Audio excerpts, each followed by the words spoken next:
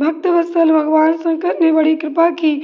बड़ी बड़ी लीलाएं करने वाले महेश्वर एक सन्यासी का रूप धारण करके सहसा वहां आ पहुंचे, जहां मैं ब्राह्मणी संदेह में पड़ी हुई थी। जय गुरु जी, शुक्राना गुरु जी, अनंतम अनंतम शुक्राना। संगत जी, आज का हमारा डिवाइन ब्लेसिंग से वाला हुआ अध्याय प्रारंभ होने जा रहा है। आप सभी बड़े ही प्रेम से, बड़े भक्ति भाव पूर्वक आज किसी महापुराण की कथा का श्रवण करें। पूरा अध्याय श्रवण करें, बीच में स्किप ना करें। जो इसी महापुराण की कथा सुनता था सुनाता है, दोनों को संपूर्ण पापों से मुक्ति मिलकर परम शांति मोक्ष की प्राप्ति होती है। सब प्रकार के सुख भोग कर वह संसार में परम शांति मोक्ष को प्राप्त होता है। चलिए शुरू करते शिव मंत्र गुरु वंदना के साथ। जय गुरु जी, शुक्राना गुरु जी, अनंतम अनंतम शुक्राना। ओम नमः शिवाय। शिव जी सदा सहाय। ओम नमः शिवाय। गुरु जी सदा सहाय।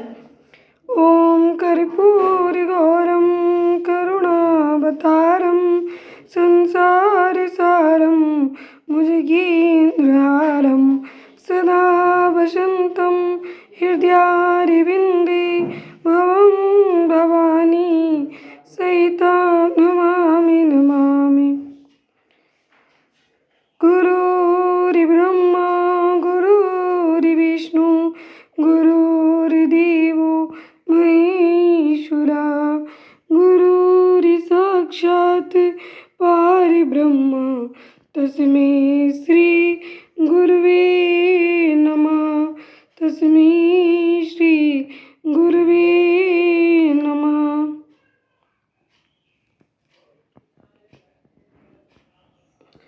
भगवान शिव के भिक्षु वरीयावतार की कथा। राजकुमार और द्विज कुमार पर कृपा। नंदीश्वर कहते हैं, मुनि श्रेष्ठ, अब तुम भगवान शंभु के नारी संदेह भंजक भिक्षु अवतार का वर्णन सुनो, जिसे उन्होंने अपने भक्त पर दया करके ग्रहण किया था। विदर्भ देश में सत्यरथ नाम से प्रसिद्ध एक राजा थे, जो धर्म में तत्पर, सत्यशील और बड़े बड़े शिव भक्तों से प्रेम करने वाले थे। धर्म पूर्वक पालन करते हुए उनका बहुत सा समय सुख पूर्वक बीत गया। तदनंतर किसी समय शाल्व देश के राजा ने उस राजा की राजधानी पर आक्रमण करके उसे चारों ओर से घेर लिया। बलोन्मत्त शाल्व देशीय क्षत्रियों के साथ, जिनके पास बहुत बड़ी सेना थी, राजा सत्यरथ का बड़ा भयंकर युद्ध हुआ।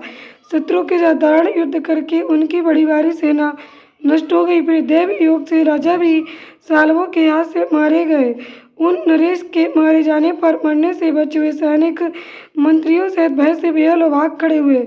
मुने उस समय विदर्भ राज सत्यरथ की महारानी शत्रुओं से घिरी होने पर भी कोई प्रयत्न करके रात के समय अपने नगर से बाहर निकल गईं।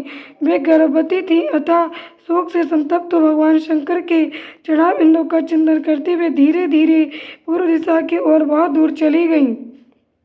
सवेरा होने पर रानी ने भगवान शंकर की दया से एक निर्मल सरोवर देखा। उस समय तक वे बहुत दूर तक का रास्ता तय कर चुकी थीं। सरोवर के तट पर आकर वे सुकुमारी रानी एक छायादार वृक्ष के नीचे बैठ गईं। भाग्यवश उसी निर्जन स्थान में वृक्ष के नीचे ही रानी ने उत्तम गुणों से युक्त शुभ मुहूर्त में एक दिव्य बालक को जन्म दिया, जो सभी शुभ लक्षणों से संपन्न था। दैववश उस बालक की जननी महारानी को बड़े जोर की प्यास लगी। तब वे पानी पीने के लिए उस सरोवर में उतरी। इतने में एक बड़े भारी ग्राह ने आकर रानी को अपना ग्रास बना लिया। वह बालक पैदा होते ही माता पिता से हीन हो गया और भूख प्यास से पीड़ित तो उस तालाब के किनारे जोर जोर से रोने लगा। इतने में उस पर कृपा करके भगवान महेश्वर वहां आ गए और उस शिशु की रक्षा करने लगे। उन्हीं की प्रेरणा से एक ब्राह्मणी अकस्मात वहां आ गई। वह विधवा थी, घर घर भीख मांगकर जीवन निर्वाह करती थी और अपने 1 वर्ष के बालक को गोद में लिए उस तालाब के तट पर पहुंची थी। उसने एक अनाथ शिशु को वहां क्रंदन करते देखा। निर्जन मन में उस बालक को देखकर ब्राह्मणी को बड़ा विस्मय हुआ और वह मन ही मन विचार करने लगी, ओह, मुझे इस समय बड़े आश्चर्य की बात दिखाई देती है कि ये नवजात शिशु, जिसकी नाल भी अभी तक नहीं कटी है, पृथ्वी पर पड़ा हुआ है। इसकी माँ भी नहीं है, इस पिता आदि दूसरे कोई सहायक भी नहीं दिखाई देते हैं। क्या कारण हो गया न जाने। ये किसका पुत्र है? इसे जानने वाला यहाँ कोई भी नहीं है जिससे इसके जन्म के विषय में पूछूं। इसे देखकर मेरे हृदय में करुणा उत्पन्न हो गई है। मैं इस बालक का अपने औरस पुत्र की भांति पालन पोषण करना चाहती हूँ, परंतु इसके कुल और जन्म आदि का ज्ञान न होने के कारण इसे छूने का साहस नहीं होता। ब्राह्मणी जब इस प्रकार विचार कर रही थी, उस समय भक्तवत्सल भगवान शंकर ने बड़ी कृपा की। बड़ी बड़ी लीलाएं करने वाले महेश्वर एक सन्यासी का रूप धारण करके सहसा वहां आ पहुंचे, जहां मैं ब्राह्मणी संदेह में पड़ी हुई थी और यथार्थवाद को जानना चाहती थी। श्रेष्ठ भिक्षु का रूप धारण करके आए हुए करुणानिधान शिव ने उससे हंसकर कहा, ब्राह्मणी, अपने चित्त में संदेह और खेद को स्थान न दो। ये बालक परम पवित्र है, तुम इसको अपना ही पुत्र समझो और प्रेम पूर्वक इसका पालन करो। ब्राह्मणी बोली, प्रभु, आप मेरे भाग्य से ही यहाँ पधारे हैं, इसमें संदेह नहीं कि मैं आपकी आज्ञा से इस बालक का अपने पुत्र की ही भांति पालन पोषण करूंगी। तथापि विशेष रूप से जानना चाहती हूँ कि वास्तव में ये कौन है, किसका पुत्र है और आप कौन है जो इस समय यहाँ पधारे। भिक्षुवर, मेरे मन में बार बार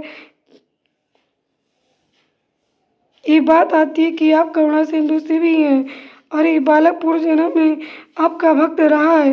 किसी कर्म दोष से ये दुरवस्था में पड़ गया है, इसे भोग कर ये पुनः आपकी कृपा से परम कल्याण का भागी होगा।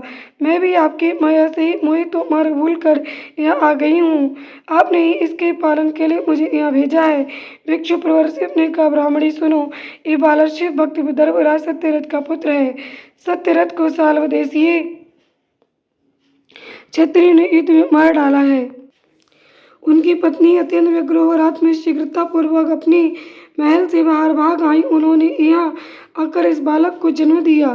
सवेला होने पर वे प्यास से पीड़ित हो सरोवर में उतरी। उसी समय दैववश एक ग्राह ने आकर उन्हें अपना आहार बना लिया। ब्राह्मणी ने पूछा, भिक्षुदेव, क्या कारण है कि इसके पिता राजा सत्यरथ श्रेष्ठ वों के उपभोग के समय बीच में ही साल्वदेशीय शत्रुओं द्वारा मार डाले गए? किस कारण से इस शिशु की माता को ग्राह ने खा लिया और ये शिशु जो जन्म से ही अनाथ और बंधुहीन हो गया, इसका क्या कारण है? मेरा अपना पुत्र भी अत्यंत दरिद्र एवं भिक्षुक क्यों हुआ तथा मेरे इन दोनों पुत्रों को भविष्य में कैसे सुख प्राप्त होगा? भिक्षु शिव ने कहा, इस राजकुमार के पिता विदर्भराज पूर्व जन्म में पांड्य देश के श्रेष्ठ राजा थे। वे सब धर्मों के ज्ञाता थे और संपूर्ण पृथ्वी का धर्म पूर्वक पालन करते थे। एक दिन प्रदोष काल में राजा भगवान शंकर का पूजन कर रहे थे और बड़ी भक्ति से त्रिलोकीनाथ महादेव जी की आराधना में संलग्न थे। उसी समय नगर में सब और बड़ा भारी कोलाहल मचा। उस उत्कट शब्द को सुनकर राजा ने बीच में ही भगवान शंकर की पूजा छोड़ दी और नगर में क्षोभ फैलने की आशंका से राजभवन में से बाहर निकल गए। इसी समय राजा का महाबली मंत्री शत्रु को पकड़कर उसके समीप ले आया। वे शत्रु पांड्य राज का ही सामंत था। उसे देखकर राजा ने क्रोधपूर्वक उसका मस्तक कटवा दिया। शिव पूजा छोड़कर नियम को समाप्त किए बिना ही राजा ने रात में भोजन भी कर लिया। इसी प्रकार राजकुमार भी प्रदोष काल में शिव जी की पूजा किए बिना ही भोजन करके सो गया। वही राजा दूसरे जन्म में विदर्भराज हुआ था। शिव जी की पूजा में विघ्न होने के कारण शत्रुओं ने उसको सुभोग के बीच में ही मार डाला। पूर्व जन्म में जो उसका पुत्र था वही इस जन्म में भी हुआ है। शिव जी की पूजा का उल्लंघन करके कारण दरिद्रता को प्राप्त हुआ है। उसकी माता ने पूर्व जन्म में छल से अपनी सौत को मार डाला था। इस महान पाप के कारण ही वह इस जन्म में ग्रह के द्वारा मारी गई। ब्राह्मणी, ये तुम्हारा पुत्र पूर्व जन्म में उत्तम ब्राह्मण था। इसने सारी आयु केवल दान लेने में ही बिताई है, यज्ञ आदि सत्कर्म नहीं किए हैं, इसलिए दरिद्रता को प्राप्त हुआ है। उस दोष का निवारण करने के लिए अब तुम भगवान शंकर की शरण में जाओ। ये दोनों बालक यज्ञोपवीत संस्कार के पश्चात भगवान शिव की आराधना करें, भगवान शिव इनका कल्याण करेंगे। इस प्रकार ब्राह्मणी को उपदेश देकर भिक्षु श्रेष्ठ सन्यासी का शरीर धारण करने वाले भक्त वत्सल शिव ने उसे अपना उत्तम स्वरूप का दर्शन कराया। उन्हें साक्षात शिव जानकर ब्राह्मण पत्नी ने प्रणाम किया और प्रेम से गदगद वाणी द्वारा उनकी स्तुति की। तत्पश्चात भगवान शिव वहीं अंतर्ध्यान हो गए। उनके चले जाने पर ब्राह्मणी उस बालक को लेकर अपने पुत्र के साथ घर को चली गईं। एक चक्रा नाम के सुंदर ग्राम में उसने अपना घर बना रखा था। वह उत्तम अन्न से अपने बेटे तथा राजकुमार का भी पालन पोषण करने लगी। यथा समय ब्राह्मणों ने उन दोनों का यज्ञोपवीत संस्कार कर दिया। वे दोनों शिव की पूजा में तत्पर रहते हुए घर पर ही बड़े हुए। सांडिल्य मुनि के उपदेश से नियम परायण हो वे दोनों सुव्रत रखकर प्रदोष काल में शंकर जी की पूजा करते थे। एक दिन द्विज कुमार राजकुमार को साथ लिए बिना ही नदी के स्नान करने के लिए गया। वहां उसे निधि से भरा हुआ एक कलश मिल गया। इस प्रकार भगवान शंकर की पूजा करते हुए उन दोनों कुमारों का उसी घर में 1 वर्ष व्यतीत हो गया। तदनंतर एक दिन राजकुमार उस ब्राह्मण कुमार के साथ वन में गया। वहाँ अकस्मात एक गंधर्व कन्या आ गई। उसके पिता ने वह कन्या राजकुमार को दे दी। गंधर्व कन्या से विवाह करके राजकुमार निष्कंटक राज्य भोगने लगे। जिस ब्राह्मण पत्नी ने पहले अपने पुत्र की भांति उसका पालन पोषण किया था वही उस समय राजमाता हुई और वह ब्राह्मण कुमार उसका भाई हुआ। राजा का नाम धर्मगुप्त था। इस प्रकार देवी सरस्वती की आराधना करके राजा धर्मगुप्त अपनी रानी के साथ विदर्भ देश में राजोचित सुख का उपभोग करने लगा। मैंने तुमसे शिव के भिक्षु भरे अवतार का वर्णन किया है जिन्होंने राजा धर्मगुप्त को बाल्यकाल में सुख प्रदान किया था। ये परम पवित्र आख्यान पापहारी परम पावन चारों पुरुषार्थों का साधक तथा संपूर्ण अभिष्ट को देने वाला है। जो प्रतिदिन एकाग्रचित्त होकर इसे सुनता या सुनाता है वह इस लोक में संपूर्ण भोगों का उपभोग करके अंत में भगवान शिव के धाम को जाता है। जय गुरु जी। शुक्राना गुरु जी। अनंतम अनंतम शुक्राना। ओम नमः शिवाय। शिव जी सदा सहाय। ओम नमः शिवाय। गुरु जी सदा सहाय। संगत जी चैनल के लिए सब्सक्राइब कीजिए। शिव महापुराण की कथा गुरु जी की आज्ञा कृपा से इस चैनल पर प्रतिदिन सुनाई जाती है। किसी कारणवश यदि किसी दिन नहीं सुना पाते तो उसके लिए क्षमा चाहते हैं। संगत जी आप और आपका परिवार सदस्य सुखी और समृद्ध रहे, एक मेरे गुरु जी से अरदास है और कामना है। जय गुरु जी। शुक्राना गुरु जी।